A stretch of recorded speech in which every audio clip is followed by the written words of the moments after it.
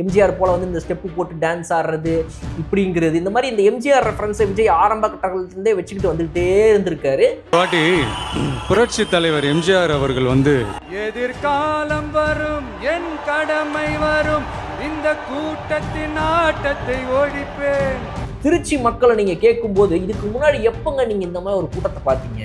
கடைசியா ஐயா நீங்க 50 வயசுல இருக்கீங்க, உங்களுக்கு வயசு 50, எத்தனை வருஷமா நீங்க இருக்கீங்க? நான் பிறந்ததும் திருச்சி தான் இருக்கேன். நீங்க சொல்லுங்க, கடைசியா திருச்சியில எப்போ இப்போ ஒரு கூட்டத்தை பார்த்தீங்கன்னா இங்கதான் இந்த எம்ஜிஆர் ரெஃபரன்ஸ் உள்ள எட்டி பார்க்குறேன்.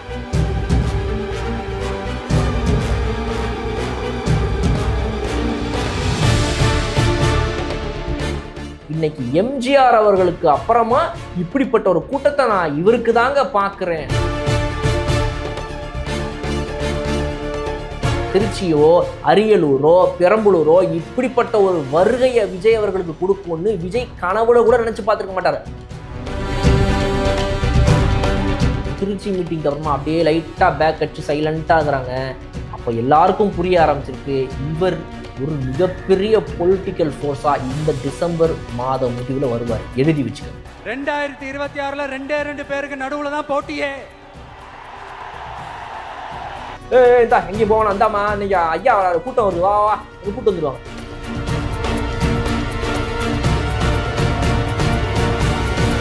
அந்த லேடிஸ்லாம் வந்து உட்காந்துருப்பாங்க. அவங்ககிட்ட போய் மைக்கை கொடுத்து எதுக்கு ஆயா வந்திருக்கேன், எதுக்கு வந்திருக்கேனா, எனக்கு யாருக்காக வந்திருக்கேனே தெரியல அப்படின்ற ஆயாக்கு எதுக்காக வந்தோடனே தெரியாது. விஜயுடைய இந்த திருச்சி மீட்டிங்ல இருந்து நம்ம எடுத்துக்கக்கூடிய பொலிட்டிக்கல் டேக்அவேஸ் 10 இருக்குது. அதாவது 10 முக்கியமான விஷயங்கள். இதுல இருந்து நம்ம என்ன புரிஞ்சுக்கலாம் அப்படின்றத இந்த வீடியோல பார்க்க போறோம்.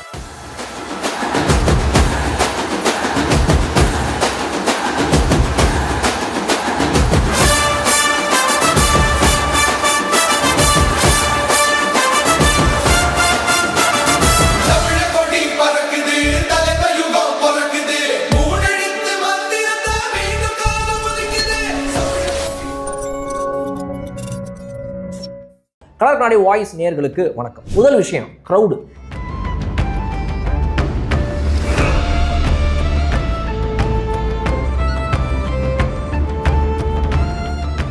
எதிர்பார்க்காத ஒரு கிரௌடை விஜய் கூட்டியிருக்காரு. அதாவது இதுக்கு முன்னாடி பின்னாடி யாரும் பார்க்காத ஒரு கிரௌடை உள்ள கொண்டு வந்திருக்காரு. இப்படிப்பட்ட ஒரு கிரௌடு உள்ள வந்ததுனால இந்த முதல் நாளே வந்துட்டு அடுத்தடுத்த சனிக்கிழமைகளுக்கு ஒரு மிகப்பெரிய விஷயத்தை கிரியேட் பண்ணி எல்லாரும் வாயை பொழந்து என்னையா இது, என்ன கூட்டத்தை இருந்தாலும் இப்படி கூட்டி வச்சிருக்கான் ஐயே அப்படின்னு எல்லாரும் சொல்லக்கூடிய அளவுக்கும் இதெல்லாம் பெரிய கூட்டமா அப்படின்னு சொல்லி அவங்களை எப்படியாவது ஆசுவாசப்படுத்திக்கிறதுக்காக வந்து இதெல்லாம் கூட்டம்லாம் வாட்டாம வருமா அப்படின்னு எதனா ஒன்று சொல்ற அளவுக்கு வந்து ஒரு மிகப்பெரிய இதை வந்து இந்த கூட்டம் ஏற்படுத்தியிருக்கு. இந்த கூட்டம் சாதாரண கூட்டம் கிடையாது அப்படிங்கிறது நம்ம புரிஞ்சுக்கக்கூடிய முதல் விஷயம்.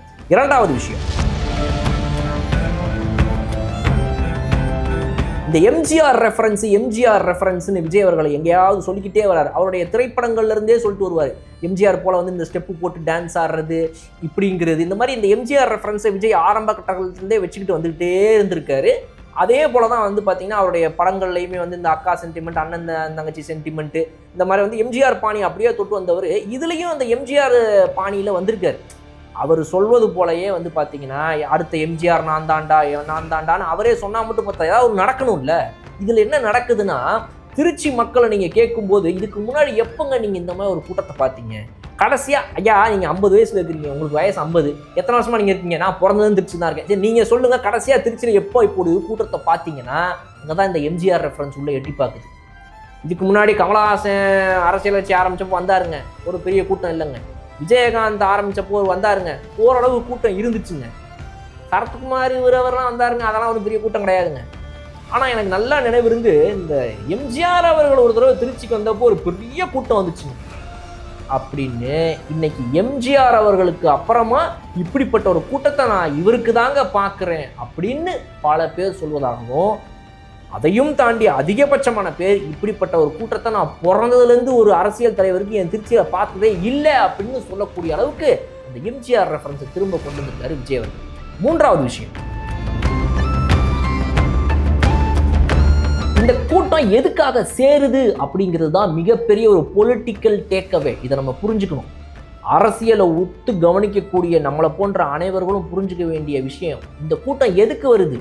விஜயை பார்க்க வருது. விஜய் இதுக்கப்புறமா நான் பார்க்க முடியாது, ஒருவேளை எங்கள் ஊருக்கு இப்போ வரும்போது இப்போயே பார்த்தா தான் உண்டு, அதுக்கப்புறம் அவர் சிஎம்லாம் ஆகிட்டாரா நான் எப்படி பார்ப்பேன் அவர் வேற ஊருக்கு போயிடுவார், இப்போ தான் முறையாக இவ்வளோ க்ளோஸாக பார்க்க முடியுது, அதுக்காக வந்தேன் அப்படின்னு பல பேர் சொல்கிறாங்கன்னு இந்த திமுகவுடைய மீடியா சேனல்கள்லாம் வந்து ஒரு பரப்புரையை ஏற்படுத்துது. ஆனால் சில யூடியூப் சேனல்கள்லையும் முக்கியமாக சில நேஷனல் மீடியாவுடைய இதுலேயே நீங்கள் பார்த்தீங்கன்னா அதில் பேட்டி கொடுத்த சில மக்கள் என்ன சொல்கிறாங்கன்னா, எங்களுக்கு ஒரு மாற்றம் வேணும், அந்த மாற்றத்துக்காகத்தான் நான் இங்கே வந்திருக்கேன், என் குழந்தையெல்லாம் தூக்கிட்டு என் பொண்டாட்டியை கூட்டிட்டு நான் இங்கே வந்திருக்கேன் அப்படின்ற ஒருத்தர். கடை வியாபாரிகள் பல பேர் ஒரு நல்ல மாற்றம் வேணும்ப்பா, இந்த தம்பி எதனா பண்ணுவார்னு நினைக்கிறேன் அப்படின்றாங்க. அவர் பண்ணுவாரா இல்லையா, உண்மையாக நடக்குமா இல்லையா, அதை வந்து நம்ம மக்கள்கிட்ட விட்டுருவோம், ஓட்டு வரும்போது தெரிஞ்சு போயிடும். ஆனால் இந்த கூட்டம் எதுக்கு சேருது, உண்மையாகவே ஒரு மாற்றம் வேண்டும் அப்படிங்கிறதுக்காகத்தான் இவ்வளவு பெரிய கூட்டம் சேர்ந்துருக்குங்கிறத நம்ம இதில் புரிஞ்சுக்கணும். தொண்டர்கள் மட்டும் சேர்றாங்களா, இல்லை, பொதுமக்கள் அவ்வளவு பேர் வந்திருக்கிறாங்க. அப்போ அவ்வளவு பொதுமக்கள் கட்சி துண்டு எதுவுமே இல்லாமல், கட்சி போன்ற வந்து ஒரு வெள்ளை சட்டையோ அதெல்லாம் எதுவுமே போடாமல் சாதாரண உடைகளில் வரக்கூடிய அந்த பொதுமக்கள் எவ்வளவு பேர் இருக்கிறாங்கன்றதை தான் அரசியலை கவனிக்கக்கூடிய நம்மளை போன்றவர்கள் நன்றாக உத்து கவனிக்கணும் இந்த இடத்துல. அப்போ அந்த பொது கூட்டம் எதுக்கு வந்திருக்கு, அந்த பொதுமக்களின் கூட்டம் ஒரு மாற்றத்தை விரும்புவதற்காக வந்திருக்குதுங்கிறது தான் நம்ம இதை புரிஞ்சுக்க வேண்டிய விஷயம். 4வது, அடுத்த 3 மாதம் எப்படி இருக்க போகுதுங்கிறதுக்கான ஒரு ட்ரெய்லரை மக்களுக்கு மட்டும் இல்லை, இந்த கட்சியினருக்கு கொடுத்துருக்குது, விஜய் அவர்களுக்கே கொடுத்துருக்கு இந்த திருச்சி மீட்டிங் அப்படின்னு சொல்லலாம். ஏன்னா திருச்சியோ அரியலூரோ பெரம்பலூரோ இப்படிப்பட்ட ஒரு வருகையை விஜய் அவர்களுக்கு கொடுக்கும்னு விஜய் கனவுல கூட நினச்சி பார்த்துருக்க மாட்டார். ஆசைப்பட்டிருக்கலாம், நம்ம போனால் மக்கள் வெள்ளமாக இருக்கணும்னு ஆசைப்பட்டிருப்பார். ஆனால் இன்றைக்கி நம்ம போனால் மக்கள் வெள்ளம் இருக்க போகுது அப்படின்னு நினச்சி வந்திருக்க மாட்டார். அவரே எதிர்பார்க்காத ஒரு கூட்டத்தை இந்த மக்கள் ஏற்படுத்தி கொடுத்தனால இது இன்னும் பெரிய மாற்றங்களை அடுத்தடுத்த கூட்டத்தில் அவர் கொடுக்க போகுது. அந்தந்த மாவட்டத்தை சேர்ந்தவங்க அந்த நிர்வாகிகள் நினைப்பாங்களே, என்னடா அவங்க நான் திருச்சியில் கூட்டிங்கடா கூட்டம் தளபதிக்கு, நம்ம கூட்டுவோண்டா ஒரு கூட்டத்தை அப்படின்னு சொல்லி அந்த ஒரு தன்னெழுச்சியாக வரக்கூடிய மக்கள்களை தாண்டி இவங்க வந்து அந்த ரசிகர்களும் தொண்டர்களும் கூட்டுற ஒரு கூட்டம் இருக்குது பாருங்க. ஏய் மச்சான் வாடா போயிடலாம்டா, வாடா வாடா வாடா அப்படின்னு கூட்டத்தை கூட்டுவாங்க. அதை தாண்டி பார்த்தீங்க அப்படின்னா வந்துட்டு பொதுமக்கள் இவரை பார்க்கறதுக்காக விஜய் தம்பி வராருப்பா, விஜய் வராருப்பா, விஜய் அண்ணன் வராறா அப்படின்னு கூடக்கூடிய இந்த கூட்டம், இது எல்லாமே அடுத்த 3 மாதங்களில் எப்படியெல்லாம் இன்னும் பெருசாக கூட்டத்தை தாண்டி இன்னும் பல விஷயங்களை கொண்டு போக போகுது தாவேக்காக்கு அப்படிங்கிறத இதுலேருந்து நம்ம புரிஞ்சுக்கணும். 5வது விஷயம், எண்ட் ரிசல்ட் என்ன? 39 மாவட்டத்தை பார்த்தாச்சு, 3 மாதங்கள் முடிஞ்சிருச்சு. கிட்டத்தட்ட எங்கள் கணக்குப்படி நாங்கள் 234 தொகுதிகளை சேர்ந்த இந்த 39 மாவட்டத்தை பார்த்து மக்களே முடிச்சிட்டோம். அப்படிங்கும்போது என்ன எண்ட் ரிசல்ட்? இந்த 39 மாவட்டங்களுடைய முடிவில் டிசம்பர் மாதம் எந்த இடத்துல தாவேக்க நிற்க போகுதுங்கிறதுக்கு இது வந்து ஒரு முன்னோட்டமாக இருக்குது. விஜய் ஒரு மிகப்பெரிய பொலிட்டிக்கல் ஃபோர்ஸாக மாற போகிறாரு இந்த டிசம்பர் மாதம் அப்படிங்கிறத நம்மளால் இந்த ஒரு திருச்சி கூட்டம் மூலமாக பார்க்க முடியுது.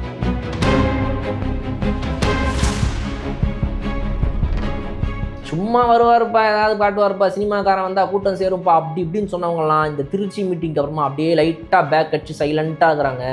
அப்போ எல்லாருக்கும் புரிய ஆரம்பிச்சிருக்கு, இவர் ஒரு மிகப்பெரிய பொலிட்டிக்கல் ஃபோர்ஸாக இந்த டிசம்பர் மாத முடிவில் வருவார். எழுதி வச்சுக்க. 6வது விஷயம் நம்ம என்ன புரிஞ்சுக்கலாம் அப்படின்னா, 6வது விஷயம் மிக மிக முக்கியமான ஒரு விஷயம், பெண்களுடைய கூட்டம் எவ்வளவு கூடியிருக்கு தாவேக்காவுடைய இந்த திருச்சி, பெரம்பலூர் மற்றும் அரியலூர் மாவட்டத்துடைய கூட்டங்களில் அப்படிங்கிறத நம்ம பார்க்கணும். பெண்கள் கூட்டம் சாதாரணமாக வந்துட மாட்டாங்க. நம்மள பல பேர், நீங்கள் எல்லாம் இந்த வீடியோவை பார்த்துக்கக்கூடிய ஆண்களாக நீங்கள் இருந்தீங்கன்னா உங்கள் வீட்டில் இருக்கக்கூடிய பெண்களுடைய ஓட்டு எப்படி வருது? அவங்க என்ன போடுவாங்க, யாருடா போடணும், ரைட் ஓகே. அதிகமாக அரசியல் படுத்தப்படாமல், அதிகமாக அரசியல்லாம் பார்க்காம, எனக்கு என்னுடைய வேலை வந்துட்டு நான் வேலைக்கு போகிறேன் வரேன் அப்படின்ட்டு கூடிய இப்போதைய ஜென்ரேஷன் பெண்கள் இல்லாமல் நம்மளுடைய அம்மாக்கள் எடுத்துக்கோங்க. நீங்கள் நம்மளுடைய அம்மாக்கள், ஊர்களில் இருக்கக்கூடிய நம்மளுடைய அக்காக்கள், இவங்கெல்லாம் என்ன பண்ணுவாங்க, அவங்களுக்கு பொலிட்டிக்கல் இன்ட்ரெஸ்ட் நிறைய இருக்கவே இருக்காது. நிறைய பேர் நீங்கள் பார்த்தீங்கன்னா அவங்க எல்லாருமே வந்துட்டு அவங்களுடைய வாழ்க்கையில் அந்த அரசியலுக்கு இடமே கொடுக்காதவங்க. அப்படிப்பட்டவங்க ஓட்டு போடும்போது புருஷன் என்ன ஓட்டு போடுறாங்க அந்த கட்சிக்கு தான் என்னுடைய ஓட்டு அப்படின்னு தான் இருப்பாங்க நிறைய பேர். அது அவங்களுடைய தனிப்பட்ட முடிவு. அப்படிப்பட்ட பெண்கள் இவ்வளோ பேர் ஒரு கட்சியுடைய கூட்டத்துக்கு காசு வாங்காமல் அதுவும் வந்து சேர்றாங்கன்னா இது ஒரு மிகப்பெரிய டேஞ்சர், இது ஒரு மிகப்பெரிய அலாம், இது ஒரு மிகப்பெரிய ஒரு அபாய சங்கு இந்த கட்சிகளுக்கு அப்படிங்கிறத நம்ம தெரிஞ்சுக்கணும். எந்த கட்சிகளுக்கு? திராவிட கட்சிகளுக்கு. வருவாங்க, திமுகவுடைய கூட்டத்திலையும் அதிமுகவுடைய கூட்டத்திலையும் பெண்கள் வருவாங்க. பொய்யே சொல்லலை, நான் கண்டிப்பாக வருவாங்க. எப்படி வருவாங்க? அதாவது இந்த தொகுதியாக இவங்க போவாங்கல்ல, அந்த தொகுதியில் இறங்கி தெருவுக்குள்ள நடந்து போவாங்க பாருங்க. அப்போ வந்து அந்த தொகுதியோட கவுன்சிலர், அவர் வந்து கவுன்சிலர், வார்டு கவுன்சிலர் மட்டும் இல்லாமல் அந்த இவர் வட்ட செயலாளர் இவங்கெல்லாம் சேர்ந்து என்ன பண்ணுவாங்க, அங்கே இருக்கிறோட இந்தாம்மா 10 பொம்பளை எல்லாம் ரெடி பண்ணிடு சரியா, இந்த பணத்தை பிடி, ரெடி பண்ணி இந்த இதெல்லாம் வச்சு தட்டுக்கிட்டலாம் ரெடி பண்ணி வச்சிருக்கு சரியா, அவர் ஒரு மாலையை போட்டிருந்தா அப்படின்னு ஒரு இவங்க வந்து ஒரு ஸ்ட்ரக்சராக ஒன்று பண்ணுவாங்க இல்லையா, அதுக்கு வருவாங்க அந்த பொம்பளைங்க. அதுவும் அந்த லேடிஸுங்கெல்லாம் வந்து அந்த தட்டை தூக்கி ஆழத்தி எடுத்தாங்கன்னா தட்டில் வைக்கணும் அந்த இடத்துல வர கட்சி தலைவர். இதெல்லாம் வந்து ஊர் சைடு நடக்கக்கூடிய விஷயங்கள். இன்னுமே அதுக்கு வருவாங்க பெண்கள்.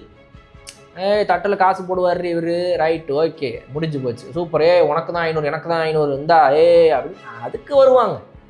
அதில் நீங்கள் நீங்கள் வந்து ஏற்கனவே போன எலெக்ஷன் அப்போலாம் நீங்கள் வந்துட்டு நம்ம நியூஸ் சேனல்களில் போட்டிருப்பாங்க, எங்கங்க நான் போகலங்க, கூப்பிடவே இல்லை, வந்தோம்னா ஆழத்தி எடுத்தோம்னா ஒவ்வொருத்தவங்களுக்கும் ஒரு சேலைன்னு சொன்னாங்க, அதனால் வந்தோம், கொடுக்கவே இல்லை, நானும் போக மாட்டேன் அப்படின்னு சொல்லி ஒரு பாட்டியம்மா வந்து பேசுறதை பார்த்தோம்.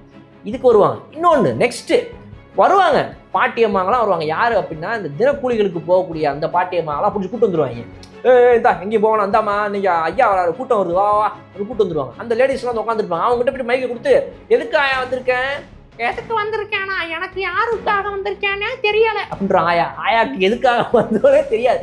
எந்த கட்சிக்கு ஆயா வந்த, அதான் அந்த கட்சிக்காக வந்தேன், எந்த கட்சி, அதான் அந்த கட்சி அப்படின்னு மாற்றி கட்சியோட பேரை மாற்றி சொல்லிடுவாங்க, தலைவரோட பேரை மாற்றி சொல்லிடுவாங்க, யார் வராங்க எதுவுமே தெரியாது. அந்த ஆயாவை கூட்டு உட்கார வச்சிருவாங்க. இது போன்ற பெண்கள் கூட்டம் தான் இந்த திராவிட கட்சிகளுடைய மீட்டிங்க்கு மாநாடுக்கும் வருது. ஆனால் இன்னைக்கு தாவேக்காவுடைய மீட்டிங்க்கு வந்த பெண்கள்லாம் இளம் பெண்கள், வயசானவர்களாக இருந்தால் கூட தன்னெழுச்சியாக அவங்களுடைய ஒரு இன்ட்ரெஸ்டில் வராங்க விஜயை பார்க்கறதுக்காக. இதுலேயும் மிக முக்கியமான ஒரு விஷயம், நைட்டு 1:30 மணி வரைக்கும் வெயிட் பண்ண, 2:30 மணி வரைக்கும் வெயிட் பண்ண அந்த பெரம்பலூர் கூட்டத்தில் இளம் பெண்கள் விஜயோடைய அந்த ஒரு மாஸ் பாடல்கள், இன்ட்ரோ சாங்ஸ்லாம் ஓடுது அந்த கூட்டத்தில். மக்கள்லாம் தூங்கிடுவாங்க, ரொம்ப டயர்டாகிறாங்க, பாவம் வெயிட் பண்ணுறாங்க, அவங்களை எப்படி தான் உற்சாகப்படுத்துறதுன்னு ஸ்பீக்கரில் பாட்டு ஓடுது. அந்த ஒவ்வொரு பாட்டுக்கும் அந்த பாட்டோட வரிகளெல்லாம் பாடிக்கிட்டு டான்ஸ் ஆடுறாங்க. சரியான டான்ஸ். அந்த இளம் பெண்கள் ஆடிய டான்ஸ் சொல்லுது, இன்னைக்கு திராவிட மாடல் ஆட்சியும் கிடையாது, ரெட்டையால ஆட்சியும் கிடையாது, எனக்கு என்ன ஆட்சி வேணுங்கிறத நான் முடிவு பண்ணிட்டேன் அப்படின்னு. அதனால இந்த பெண்களுடைய கூட்டத்தை வந்து நம்ம ரொம்ப சாதாரணமாக மதிப்பிட்டவே முடியாது. அது ரொம்ப பெரிய ஒரு ஃபோர்ஸ், இது ஒரு பெரிய டேஞ்சர், மிகப்பெரிய டேஞ்சர். இதுதான் ஆக்சுவலாக 7வது விஷயம். தாவேக்காவுடைய இந்த பார்ட்டியுடைய இன்னர் கோர் ஸ்ட்ரென்த்தும்பாங்களா, அதாவது இந்த உள்கட்சியில் இருக்கக்கூடிய அந்த ஒரு ஸ்ட்ரென்த் அதிகரிக்க போகுது. ஏன்னா உள்ளுக்குள்ள இருந்தவங்களே பல பேருக்கு இந்த வெளியே இருக்கிறவங்க சொல்றதெல்லாம் கேட்டுக்கிட்டு, ஏடா உங்க கட்சியெல்லாம் என்னடா ஆயிர போதே, 1 லட்சம் தாங்குவீங்களா நீங்களா அப்படின்னு சொன்னவங்களுக்குலாம் எங்க தளபதி வருவாரா அப்படின்னு அந்த ஒரு லைனை தாண்டி என்ன சொல்றதுன்னு தெரியாம அப்படியே இருந்திருப்பாங்க. இந்த திருச்சி கூட்டத்தை பார்த்ததுக்கப்புறம் இந்த டே 1 இந்த சனிக்கிழமை 13ஆம் தேதி செப்டம்பரை பார்த்த உடனே அவங்க எல்லாம் உள்ளுக்குள்ள இன்னைக்கு அவன் எல்லாம் கூப்பிட்டு, என்னடா நம்ம 1 லட்சம் தாண்ட மாட்டாருன்னா என் தளபதி வந்தப்போ கூட்டத்தை பார்த்தலாம் அந்த ஊர்ல, அடுத்து என் மாவட்டத்துக்கு வருவார், இங்கேயும் பாரு கூட்டத்தை அப்படின்னு உள்ளுக்குள்ள இருக்கவங்களுக்கே வந்து ஒரு மிகப்பெரிய ஒரு புத்துணர்ச்சி ஏற்படுத்தியிருக்கும். எந்த ஒரு கட்சியாகவே இருந்தாலும் நம்ம சாதாரணமாக நம்ம வந்து ஒரு டான்ஸ் டீம் ஸ்கூலில் ரெடி பண்ணுறோம் ஆனுவல் டேல ஆடுறதுக்கு, அந்த ஒரு ப்ராக்டிஸ் செஷன் அப்போ திடீர்னு யாராவது பக்கத்தில் உள்ள வந்துட்டு, பரவாயில்லடா நீங்கள் தான் சும்மா ஆடுறீங்கன்னு நினச்சேன், செம்மையாக ப்ராக்டிஸ் பண்ணுறீங்களே அப்படின்னு ஒரு ப்ரொஃபஸர் யாராவது உள்ளே வந்துட்டு, வெரி குட்ரா உங்களை சும்மா நினச்சேன், பரவாயில்ல ஆடுங்க அப்படின்னு சொல்லிட்டு போயிட்டாருன்னா அதுக்கு அடுத்த ப்ராக்டிஸ் செஷனில் ஆடுவாங்க பாரு நம்ம பசங்க, கட்ட எக்ஸ்ட்ரா ஸ்டெப்லாம் போட்டு இன்னும் 2 மணி நேரம் எக்ஸ்ட்ராவாக போடுவாங்க. அது அந்த ஊக்கம் எப்போ வரும்னா நம்மளை யாரும் அங்கீகரிக்கிறாங்க அப்படிங்கிறது அந்த ஊக்கம் கிடைக்கும். அது எல்லா இடங்கள்லையுமே உண்டு. அந்த ஊக்கம் தான் இந்த திருச்சி கொடுத்துருக்கு இன்னைக்கு விஜய் அவர்களுக்கும் அவருடைய கட்சியினருக்கும். அதனால இந்த உள்ளுக்குள்ள இருக்கிற அந்த கோர் டீம், அந்த அந்த அந்த கோர் டீமும் முக்கியம். தொண்டர்களை தாண்டி இந்த டாப்ல ஒரு 10 பேர் இருப்பாங்கல்ல, அவங்கெல்லாம் வந்துட்டு இப்போ சில கட்சிகளில் பார்த்தீங்கன்னா நிறைய கட்சிகள், நாம் தமிழர் கட்சியை பார்க்குறோம், மக்கள் நீதி மையமாக பார்க்குறோம், அந்த கட்சியுடைய மிகப்பெரிய ஒரு ஆட்களாக அந்த கட்சி தலைவர்களுக்கு அடுத்தபடியாக இருக்கக்கூடிய கட்டத்தில் இருக்கக்கூடியவங்களில் சில பேர்லாம் வந்து அந்த கட்சியை விட்டு போயிடுறாங்க. அவங்கள்ட்ட கொஞ்சம் பணம் இருக்கும், அவங்களுக்கு ஒரு மாஸ் செல்வாக்கு இருக்கும், ஏதோ ஒன்று இருக்கும். அவங்களாம் வந்து அந்த கட்சியுடைய அந்த கட்சி 2 ஆளோட சேர்ந்து இணையா பண்ணுறது டக்குன்னு தாவி போயிடுறாங்க வேற ஏதாவது கட்சிக்கு. அது போன்ற விஷயங்கள் தாவேக்கா போன்ற கட்சிகளுக்கும் நடக்கும் ஒரு நாள். ஆனால் அதெல்லாம் வந்து இன்னைக்கு அது மாற்றிருக்குன்னு சொல்லுவாங்க. அந்த உள்ளுக்குள்ள இருக்கிறவங்களுக்கே ஆதவ அர்ஜுனாலேருந்து ஆரம்பித்து நிர்மல்குமார்லேருந்து ஆரம்பித்து ஒவ்வொருத்தவங்களுக்கும் இன்னைக்கு வந்து பரவாயில்லடா நம்ம தளபதியை நம்பி நம்ம உள்ளே வந்தோம், இதை பார்த்தா வந்து கண்டிப்பாக இது எங்கேயோ போயிடும் போல. ஏன்னா அவங்களும் இன்னும் இந்த கட்சி மேலேயும் இந்த கழகத்து மேலேயும் இந்த எலெக்ஷன் மேலேயும் ஒரு மிகப்பெரிய பற்றோட இன்னும் உழைக்க ஆரம்பிப்பாங்க. அதை கொடுத்துருக்கு. 8வது விஷயம் என்ன? அலையன்ஸ், அதாவது கூட்டணி. இப்போ பல கட்சிகள் ஓஹோ இந்த ஆளை சும்மா சாதாரணமாக இடம் போட்டோம், ஓஹோ இந்த அளவுக்கு கூட்டம் சேருது, ஓஹோன்னு பல ஓஹோக்களை மைண்டுக்குள்ளே போட்டுட்டு இருப்பாங்க. ஓ அப்படின்னு போட்டுக்கிட்டு இருப்பாங்க. ஸோ அந்த கட்சிகள்லாம் இனிமேல் தம்பி வணக்கம் தம்பி, பார்த்தேன் சனிக்கிழமை உங்கள் கூட்டத்தை, உங்களை சும்மா என்னமோ ஏதோ நினச்சேன், பெரிய கூட்டத்தை காட்டிட்டீங்க தம்பி, நம்ம ஏன் ஒன்றும் சேரக்கூடாது அப்படின்னு இந்த கூட்டணி கட்சிகள் இனிமேல் இவரை நோக்கி வர தொடங்குவதற்கான நாள் இந்த 13ஆம் தேதி செப்டம்பர்லேருந்து ஆரம்பிச்சிருக்குங்கிறதையும் நம்மளால் இதிலிருந்து புரிஞ்சுக்க முடியுது. இப்போ பல கட்சிகள், அது சின்ன கட்சியாக இருக்கலாம், பெரிய கட்சியாக இருக்கலாம், யாராக வேணாலும் இருக்கலாம், அந்த கட்சிகள் விஜயுடைய தாவேக்காவை நோக்கி வரக்கூடிய அந்த பயணம் இந்த 13ஆம் தேதி செப்டம்பர்லேருந்து கண்டிப்பாக ஆரம்பிச்சிருக்குங்கிறதையும் நம்ம இதிலிருந்து ஒத்துக்கணும். 9வது விஷயம், விஜய்க்கு பிளான் பிங்கிறதே இனி கிடையாது. ஒரே பிளான் தான், அது அரசியலில் ஒரு பெரிய இடத்த பிடிக்கிறது மட்டும்தான் அப்படிங்கிறது இது மூலமாக நமக்கு நிரூபணமாயிருக்கு. ஏன் அப்படின்னா, ஒரு கமலஹாசன் போல இதுக்கப்புறம் போய் அவருடைய கட்சியை தாவேக்காவை கொண்டு போயிட்டு டிஎம்கே கிட்டேயோ ஏடிஎம்கே கிட்டேயோ சரண்டர் பண்ண வேண்டிய நிலைமை இவருக்கு ஏற்படாது. இவருக்கு என்ன ஆனாலும் ஒரு 250 கோடி இவங்க சொல்லக்கூடிய அந்த கணக்கு போய் பார்க்கும்போது ஒரு மார்க்கெட் இருக்கிறனால டக்குன்னு அதுக்கு வேணா கூட நான் போனாலும் போவேன், இல்லையா அரசியலும் பண்ணிக்கிட்டு சைட்லேயே சினிமாவும் அப்பப்போ இவங்கெல்லாம் கேட்குறாங்களேங்கிறதுக்காக போனாலும் போவேன். பட் ஆனால் என் கட்சியை யார்ட்டையோ அடமானம் வைக்கிறதுக்கோ இந்த எலெக்ஷனோட நான் காணாமல் போகிறதற்கான வழி சுத்தமாக கிடையாது. அந்த பிளானே கிடையாது. There is no plan B C D. ஒரே பிளானு, அது என்னோட அரசியலில் மிகப்பெரிய ஒரு இடத்த தொடுவதற்கு மட்டும்தான், அந்த சிஎம் பதவியை பிடிக்கிறது மட்டும்தான் அப்படிங்கிற அந்த ஒரே பிளானோட விஜய் அவர்கள் போவதற்கு இந்த திருச்சி இந்த செப்டம்பர் 13 வழிவகுத்திருக்கு அப்படிங்கிறதையும் நம்ம இதிலிருந்து புரிஞ்சுக்க முடியும். 10வது விஷயம் என்ன? கனவு உலகம். அதாவது என்னன்னா, இந்த 10வது விஷயம் தான் முக்கியமான விஷயம். நம்ம சொன்ன இது எல்லாத்தையும் புரிஞ்சுக்காம, இந்த 9 விஷயங்களை புரிஞ்சுக்காம, என்னையா இது ஏதோ ஒரு கூட்டம் சேர்ந்துச்சு, இதுக்கு போய் இவங்க என்னமோ பெண்கள் கூட்டம், இது அது கூட்டணி வரும், இந்த கட்சியோடைய ஒரு கோர் ஸ்ட்ரென்த் அதிகரிச்சிடும், எல்லாருக்கும் நம்பிக்கை வந்துடும், என்ன இந்த ஒரே ஒரு இதுக்கு இவ்வளவு பேசுறாங்களே அப்படின்னு யாராவது இதெல்லாம் புரிஞ்சுக்காம விஜயை இன்னுமே குறைவா மதிப்பிட்டு, இன்னுமே இந்த தாவேக்க கட்சியை குறைவா மதிப்பிட்டு இவங்களால எதுவுமே பண்ண முடியாது, இதெல்லாம் சும்மா ஒரு நாள் கூட்டம் எல்லாம் ஓட்டா மாறுமான்னு இன்னும் அந்த பழைய கதையவே பேசிக்கிட்டு தங்களை தாங்களே ஏமாத்தினாலும் 2 விஷயம் தான். அப்படி பேசுறவங்க எல்லாமே என்ன பண்ணுவாங்கன்னா 2 காரணம் தான் இருக்கும் அதுக்கு. ஒன்று, அவங்களுக்கு அரசியல் புரிதல் இல்லை, அவங்க அரசியலை தப்பாக புரிஞ்சுக்கிட்டு இருக்கிறாங்கன்னு அர்த்தம். இல்லைனா 2வது, அவங்க தங்களை தாங்களே ஏமாற்றிக்கிட்டு இருக்காங்க, எனக்கு உண்மை தெரியும் ஆனால் நான் வெளியே ஒத்துக்க மாட்டேன்னு சொல்லி ஒரு கனவு உலகத்துக்குள்ளே தங்களை வச்சுக்கிட்டு இருக்காங்க. அவங்கள யாராலையும் நம்ம காப்பாற்றவே முடியாது. இதுதான் 10 விஷயங்கள் விஜயோடைய இந்த முதல் மீட்டிங்லேருந்து நம்ம புரிஞ்சுக்கிட்டது. நீங்கள் இதை தாண்டி என்ன விஷயங்களை புரிஞ்சுக்கிட்டீங்க, இந்த வீடியோ எப்படி இருந்துச்சுங்கிறத கமெண்ட்ஸில் பதிவு பண்ணுங்கள். இன்னொரு நல்ல வீடியோவில் நான் உங்களுக்கு சந்திக்கிறேன். அதுவரை விடைபெறுவது உங்கள் பலம்.